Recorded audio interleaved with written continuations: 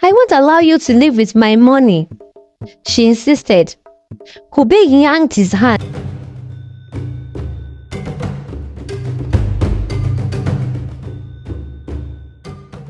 A vibrant village called Elaran, prosperity reigned. The villagers were known for their bountiful harvests and the abundance of fish in their great river.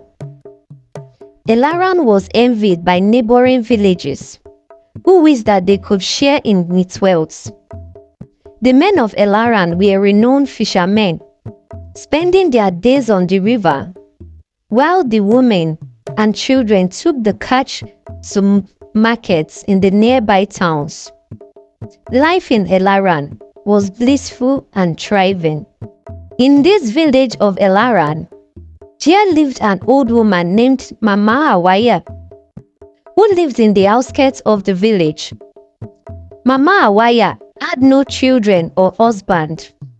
She had lost her 2 sons and husband when they drowned after their canoe capsized during a fishing session several years ago. She lived all by herself in her hut and hardly made contact with people. One of Mama Awaya's regular routine was to pray at the river bank for the soul of her departed son and husband.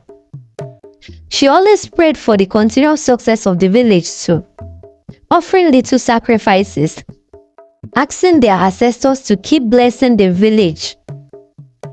When she was not praying at the river bank, she was tending to her garden at the back of the house, where she got most of her food. Despite how successful the village was and how hardworking the villagers were, there were 2 friends in the village notorious for their laziness. Juma and Kobe used to meet every day at the palm wine joints early at dawn, drinking palm wine and idling around, while other men went to their farm or to the river to fish. It was at the palm wine joints that both of them first met years ago, and they have been friends ever since then. Known as the laziest men in the village, as they went around begging for money and looking for who to give them food. One day, Mama Awaya was very sick and needed to get some herbs to prepare and drink. However, she was too weak to get the herbs for herself. She sat in front of her hut, praying silently for someone to come to her rescue.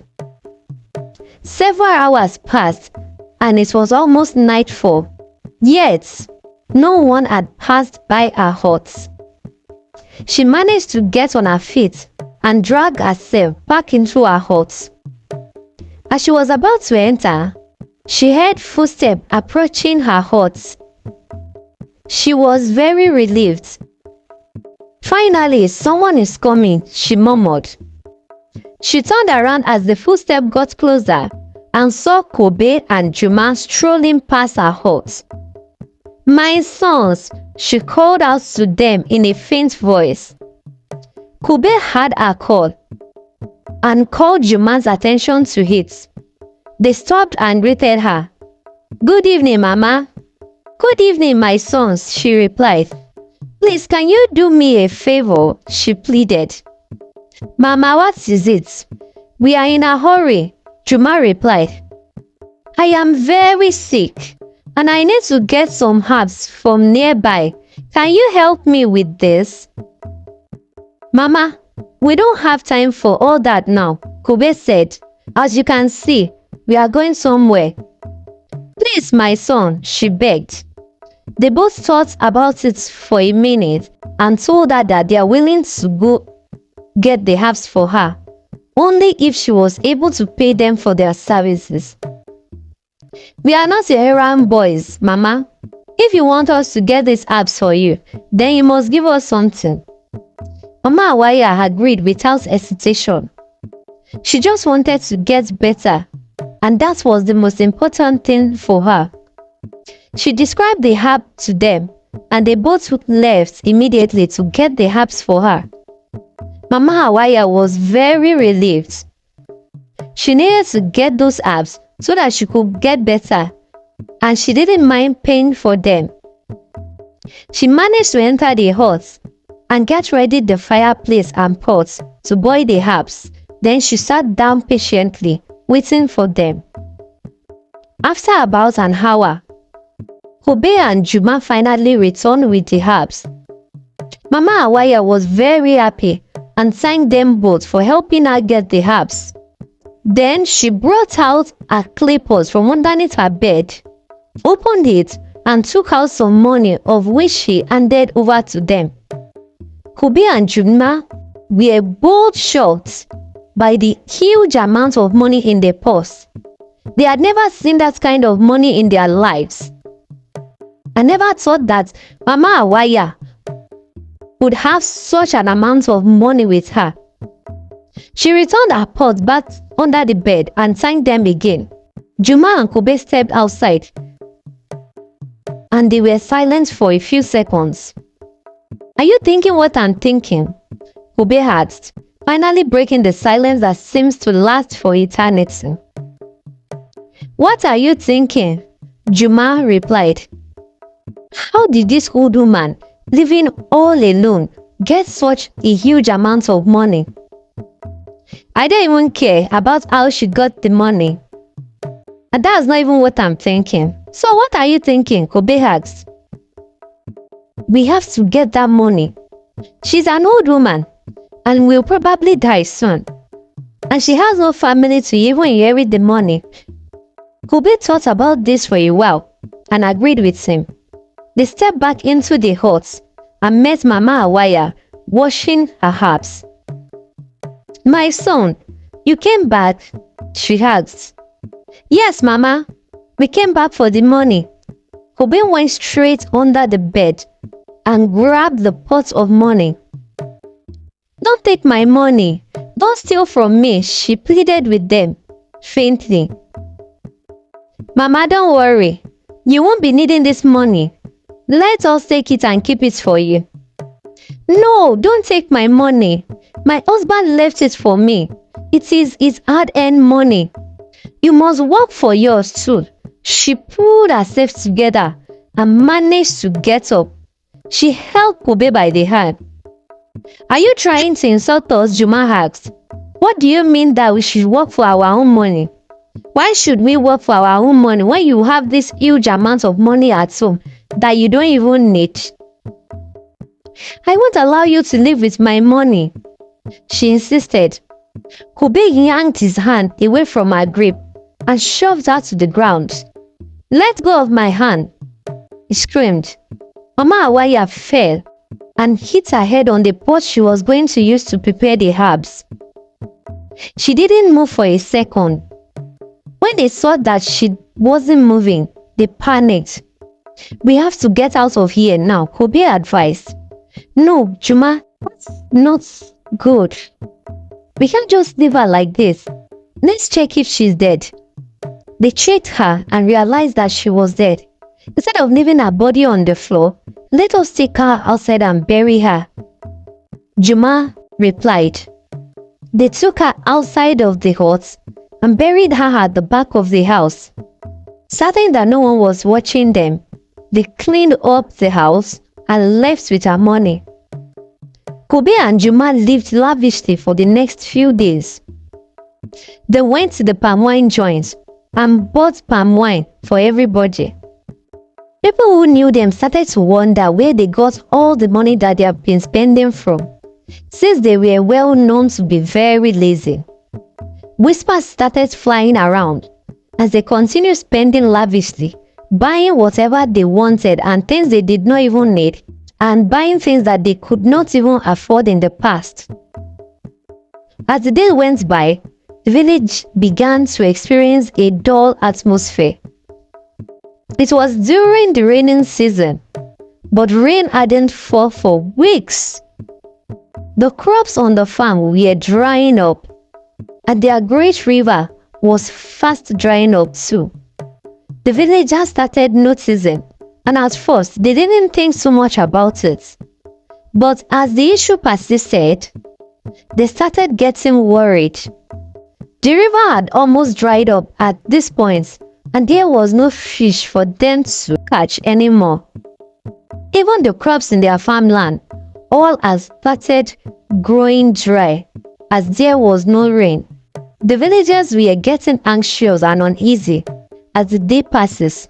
No one had an idea of what was going on.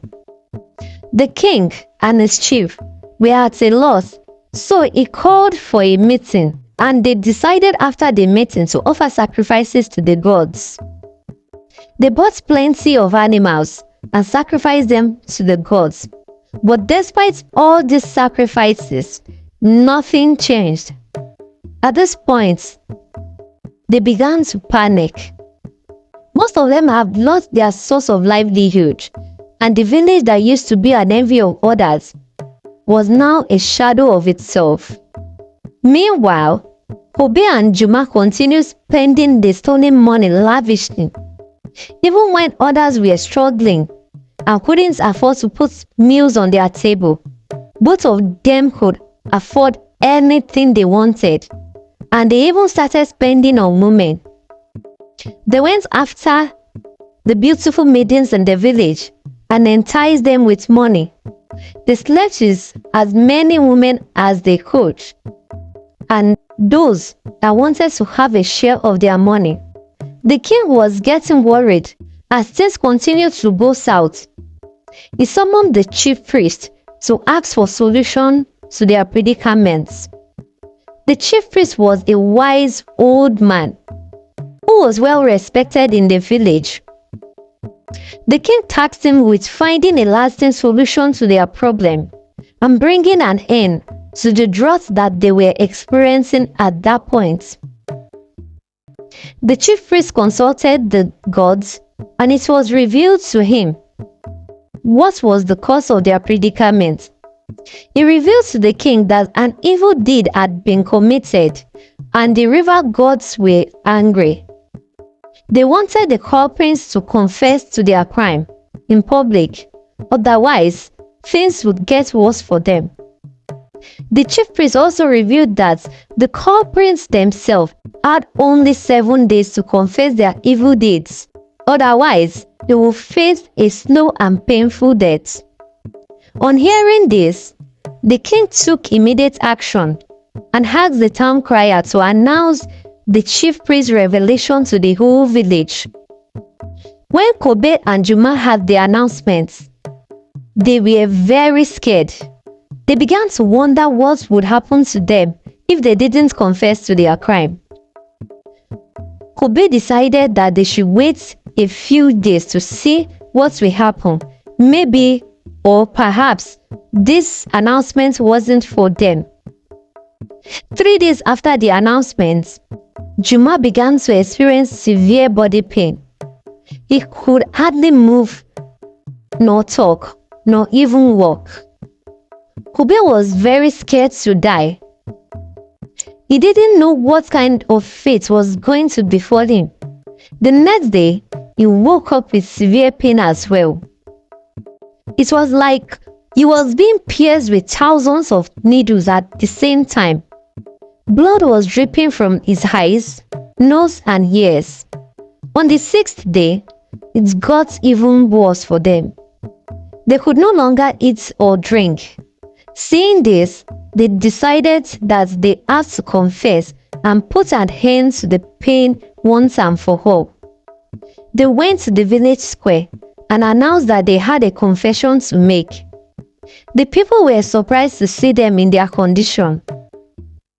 They had fingernails marks all over their body, like their body was crushed by an animal. When all the villagers had gathered, they both confessed their crime, and all the people were shocked to hear what they had done. The villagers were very, very angry and wanted to stone them to death, but the chief priest warned them that the gods wanted them to be banished from the village and not to be killed. And so, Juma and Kobe were both banished from the village into the evil forest. They were never to return to the village again for any reason.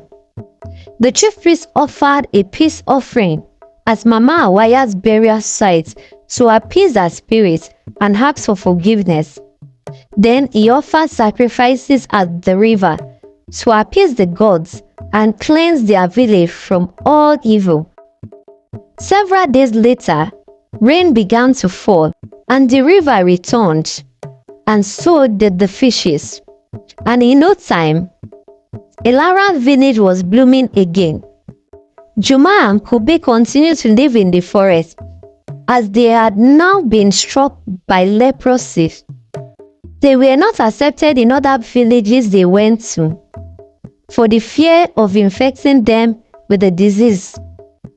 They lived every day of their life with regret and wished that they had worked hard like other men and be contented with what they had. And so here comes the end of this story. The moral lesson from this story is that we should be hardworking and be always contented with whatever we have. Let me know the moral lesson you got from this story in the comment section, and see you in my next one. Bye!